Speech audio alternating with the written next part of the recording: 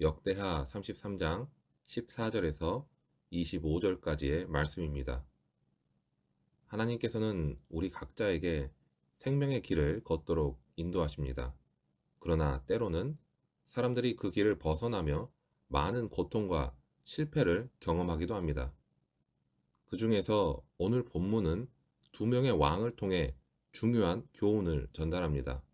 한 사람은 회개와 돌이킴을 통해 하나님께서 주신 은혜를 경험했지만 또 다른 사람은 그 교훈을 받아들이지 않고 같은 죄악의 길을 계속 걸었습니다. 이 두 인물은 각각 하나님 앞에서 회개와 고집의 상징으로 등장하며 그들의 삶을 통해 우리가 어떻게 살아야 할지 함께 말씀을 듣고자 합니다. 먼저 므낫세 왕의 이야기를 살펴보겠습니다. 므낫세는 유다 왕국의 14대 왕으로 그의 치세는 길고도 악한 통치였습니다. 그는 하나님을 떠나 우상 숭배를 장려했고 인간의 희생제물과 마술, 점술 등을 통해 하나님께서 미워하시는 모든 죄악을 일삼았습니다. 그는 성전 안에 우상들을 세웠고 하나님을 대적하는 행위를 계속해서 했습니다. 이처럼 므낫세의 초기 통치는 악의 극치라고 표현할 수 있습니다. 그러나 그의 삶에서 가장 중요한 전환점은 아수르 왕에게 그가 포로로 잡히면서 시작되었습니다. 역대하 33장 11절에서는 여호와께서 아수르 왕의 군대 지휘관들이 와서 치게 하심에 그들이 므낫세를 사로잡고 쇠사슬로 결박하여 바벨론으로 끌고 간지라 라고 기록되어 있습니다. 므낫세는 왕으로서의 자존심과 권위, 모든 것들을 잃게 되었고 아수르 왕의 철저한 감시 아래에서 고통을 받았습니다. 이 포로 생활이 므낫세에게는 큰 변화를 일으킨 것입니다. 므낫세는 자신이 지나온 악한 길과 하나님의 진노를 깨닫기 시작했습니다.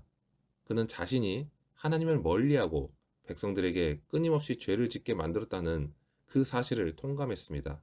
그리고 그는 깊은 절망 속에서 하나님께 회개하며 자신의 죄를 고백하고 용서를 구하기 시작했습니다. 역대하 33장 12절에서는 그가 환난을 당하여 그의 하나님 여호와께 간구하고 그의 조상들의 하나님 앞에 크게 겸손하여 라고 기록합니다. 므낫세는 자신이 저지른 모든 죄에 대해 하나님께 참회하며 하나님 앞에서 자기를 낮추었습니다. 이 회개가 바로 하나님과의 관계 회복을 위한 그의 첫 걸음이었습니다. 므낫세의 회개는 단순히 자신의 죄를 고백하는 것이 아니라 그 죄로부터 돌이키고 다시 하나님을 의지하려는 결단이었습니다. 이 회개의 핵심은 단지 죄를 고백하는 데 그치지 않고 자신의 삶을 완전히 하나님께 돌이키겠다는 진정한 마음에 있었습니다. 하나님은 므낫세의 진심 어린 회개를 들으시고 그의 기도를 응답하셨습니다. 하나님은 그를 다시 예루살렘으로 돌아가게 하셨고 그의 왕국을 회복시켜 주셨습니다.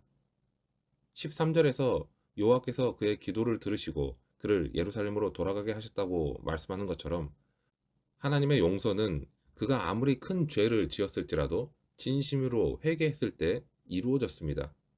므낫세가 회복한 후 그는 자신이 하나님께 받은 은혜를 잊지 않고 즉시 그 땅에서 우상 숭배를 철저히 제거하고 하나님을 섬기겠다고 결단했습니다.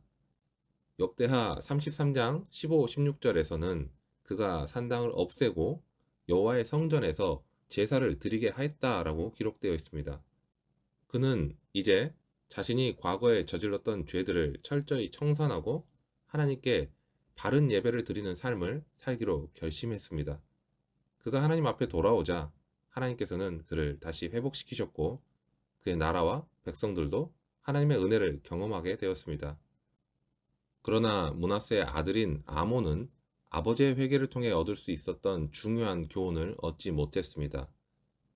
역대하 33장 22절에 따르면 그는 하나님을 섬기지 않고 오히려 아버지 므낫세보다 더 악한 길을 걸었다는 것을 알 수 있습니다.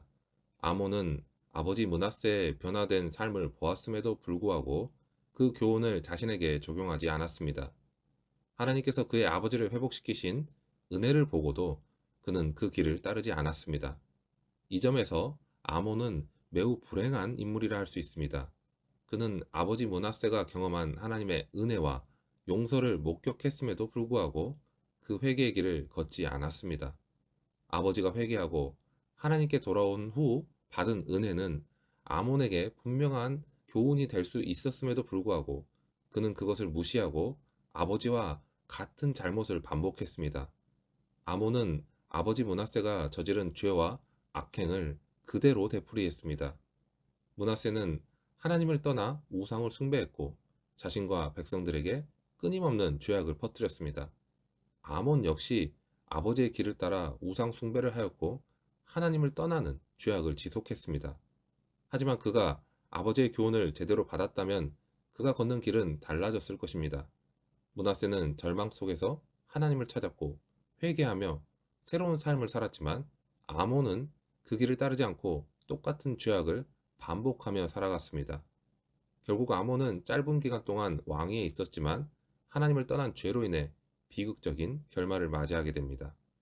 역대하 33장 24절에서는 그의 신하들이 그를 치고 죽였다고 기록되어 있습니다. 아몬은 자신의 죄악을 지속하고 교훈을 받지 않으면서 결국 암살당하게 되었고 그의 왕국과 백성들에게 불행을 가져왔습니다. 그의 죽음은 하나님의 경고를 듣지 않고 아버지의 교훈을 받아들이지 않은 결과였습니다. 아몬은 스스로 하나님과 멀어지고 그로 인해 비극적인 결말을 맞이한 것입니다. 므낫세와 아몬의 이야기는 우리가 교훈을 얻고 그것을 자신의 삶에 어떻게 적용할 것인지에 대한 중요한 질문을 던집니다. 므낫세는 자신의 죄를 깨닫고 진심으로 회개했을 때 하나님의 은혜를 경험했습니다. 반면에 아몬은 그 교훈을 얻지 못하고 결국 비극적인 결말을 맞이했습니다. 하나님은 우리에게 항상 기회를 주십니다. 므낫세는 너무나 많은 악행을 저질렀고 그로 인해 하나님의 진노를 받았지만 하나님께서는 그에게 돌아설 기회를 주셨습니다. 그는 결국 그 기회를 붙잡았고 하나님께 진심으로 회개하며 회복의 길을 걸었습니다. 하나님께서는 우리에게도 항상 회개의 기회를 주십니다. 우리가 실수하고 죄에 빠졌다고 느낄 때 하나님은 여전히 우리에게 손을 내밀고 계십니다. 회개와 용서는 하나님의 큰 은혜입니다. 우리가 어떠한 상황에 있든지 언제든지 하나님께 돌아와 하나님의 은혜를 경험할 수 있는 기회가 있다는 사실은 우리가 절망할 이유가 없다는 것을 말해주는 것입니다. 따라서 우리는 하나님의 은혜를 믿고 어떠한 죄와 잘못도 회개를 통해 하나님 앞에 돌아올 수 있다는 확신을 가지고 살아야 합니다. 중요한 것은 우리가 그 기회를 놓치지 않는 것입니다. 므낫세처럼 하나님께 진심으로 돌아서면 하나님은 언제나 우리를 회복시키시고 새롭게 시작할 수 있는 은혜를 주십니다. 므낫세는 변화된 삶을 살기로 결단하였고 그것이 그를 구원으로 인도했습니다. 그는 과거에 죄악된 삶을 철저히 청산하고 하나님께서 기뻐하시는 삶을 살아가기로 결단했습니다. 그가 변화된 이유는 단지 그의 회개 때문만이 아니라 그의 삶의 전반적인 태도와 가치관의 변화였습니다. 하나님께서 그에게 주신 은혜를 깨닫고 그것을 삶의 방식으로 삼았기 때문에 그는 진정으로 변화할 수 있었던 것입니다. 우리 역시 하나님께 돌아가고 회개하는 것에 그치지 않고 우리의 삶을 변화시킬 결단을 해야 합니다. 하나님은 우리가 단순히 죄를 고백하는 것만으로 충분하다라고 말씀하시지 않습니다. 하나님은 우리 삶의 모든 영역에서 진정한 변화가 일어나기를 원하십니다. 우리가 회개했다고 해서 곧바로 모든 것이 달라지는 것이 아닙니다. 변화는 우리의 일상에서 우리의 작은 실천에서부터 시작이 됩니다. 하나님께서 주시는 교훈은 삶에 실제로 적용하고 하나님께서 기뻐하시는 삶을 살기 위한 실천이 필요합니다. 이것은 단순히 형식적인 것이 아니라 우리가 진심으로 하나님을 따르겠다는 그 마음의 결단이 있어야 한다는 것을 의미합니다. 아몬의 이야기는 교훈을 얻지 못한 인생이 얼마나 비극적인 결말로 이어질 수 있는지를 강하게 경고합니다. 아몬은 아버지 므낫세의 회개를 보았음에도 불구하고 그 교훈을 전혀 받아들이지 않았습니다. 그는 아버지의 회개 후에 변한 모습을 보며 자신도 하나님께 돌이킬 수 있는 기회를 가질 수 있었음에도 불구하고 여전히 고집을 부리며 죄악된 길을 계속해서 걸어갔습니다. 그렇게 그는 그 교훈을 무시한 결과로 비참한 끝을 맞이했습니다. 이것은 우리에게 깊은 교훈을 줍니다. 우리가 살아가면서 마주하는 수많은 교훈들이 있습니다. 특히 하나님께서 주시는 그 말씀의 교훈을 받아들이는 것이 얼마나 중요한 것인지를 우리는 알아야 합니다. 하나님은 말씀을 통해서 삶의 경험을 통해서 우리에게 그 말씀의 의미를 알려주십니다. 하지만 그 말씀을 마음에 새기고 삶에 적용하지 않으면 아무런 의미가 없습니다. 교훈을 받아들이지 않으면 우리는 계속해서 죄의 길을 걸어가게 되며 결국 그 길이 우리를 파멸로 이끌게 됩니다. 말씀을 얻지 못한 인생은 결국 비극적인 결말로 이어질 수밖에 없습니다. 아몬의 삶은 우리에게 이것을 너무나 분명하게 보여줍니다. 그는 아버지 므낫세의 회개를 보았고 그로 인해 하나님의 용서하심과 회복의 가능성을 확인할 수 있었습니다. 그러나 그는 그 교훈을 자신의 삶에 적용하지 않았고 결국 자신의 죄악으로 인해 죽음을 맞이하게 되었습니다. 아몬의 비극은 우리가 하나님의 말씀을 무시하거나 그 말씀을 잘 받아들이지 않는다면 결국 그 길이 우리에게 어떤 결과를 가져올지 알 수 없다는 것을 경고합니다. 그러므로 우리는 하나님께서 주시는 말씀을 항상 마음에 새기고 그 말씀을 실천하는 삶을 살아야 합니다. 우리가 하나님의 뜻을 깨닫고 그 길을 따를 때 우리는 비로소 진정한 평안과 축복을 누리는 것입니다. 하나님은 우리에게 교훈을 주시고 그 말씀을 통해 우리의 삶을 변화시키기를 원하십니다.